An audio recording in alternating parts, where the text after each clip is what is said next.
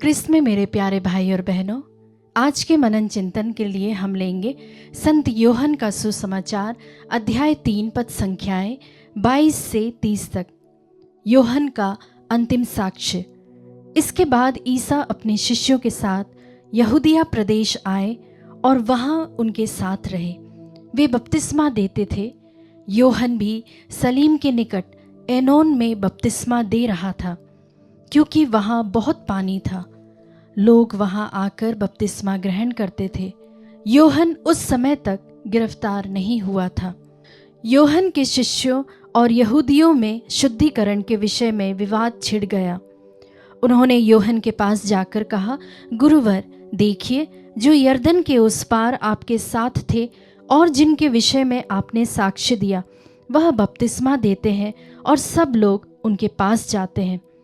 योहन ने उत्तर दिया, मनुष्य को वही प्राप्त हो सकता है जो उसे स्वर्ग की ओर से दिया जाए। तुम लोग स्वयं साक्षी हो कि मैंने यह कहा, मैं मसीह नहीं हूँ, मैं तो उनका अग्रदूत हूँ। वधू वर की ही होती है, परंतु वर का मित्र जो साथ रहकर वर को सुनता है, उसकी वाणी पर आनंदित हो उठता है। मेरा आनंद ऐसा ही है और अब वह परिपूर्ण है। यह उचित है कि वे बढ़ते जाएं और मैं घटता जाऊं। क्रिस्त में मेरे प्यारे विश्वासियों, हमने इस वक्त योहन के अंतिम साक्ष्य के बारे में सुना।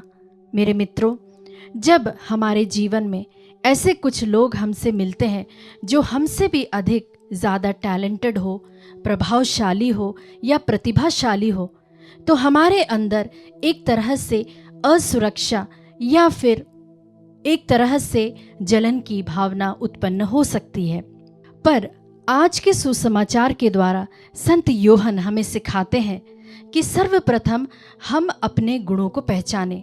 सेंट तेरेसा ऑफ आविला कहती है कि self knowledge is the stairway to haven.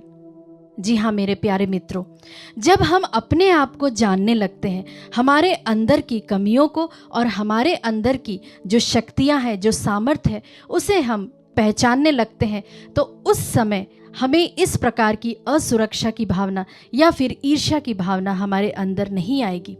संत योहन हमें बहुत अच्छी तरह से समझाते हैं कि वे अपनी विनम्रता के द्वारा किस तरह से प्रभु यीशु के अग्रदूत हैं।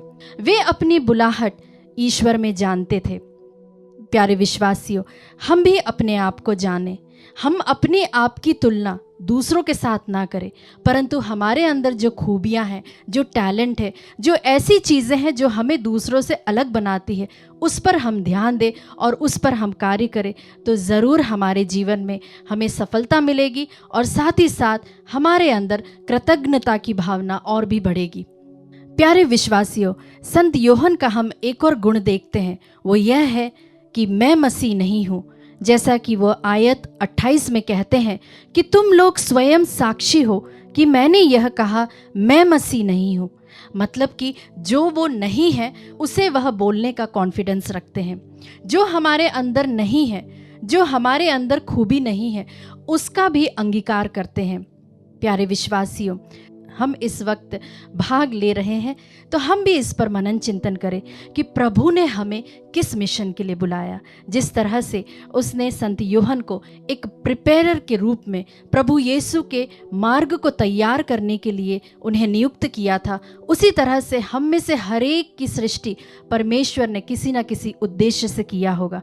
हमारा अपना एक पर्सनल कैरिज्म होता है, हम उसे पहचानें, हम उसे जानें और हम उस खूबी को अपने परिवार को, हम जिनके साथ रहते हैं उनको, या जहाँ पर हम कार्य कर रहे हैं, उसे आशीष भरे वातावरण में बदलने की कोशिश करें। आइए हम यह छोटा सा यह कार्य करें आज से ही। जब भी हम सोने के पहले अपने अंतःकरण की जांच कर और ईश्वर को हर एक बातों के लिए धन्यवाद देते हुए, कृतज्ञता से भरे हुए उस ईश्वर को धन्यवाद देते रहें।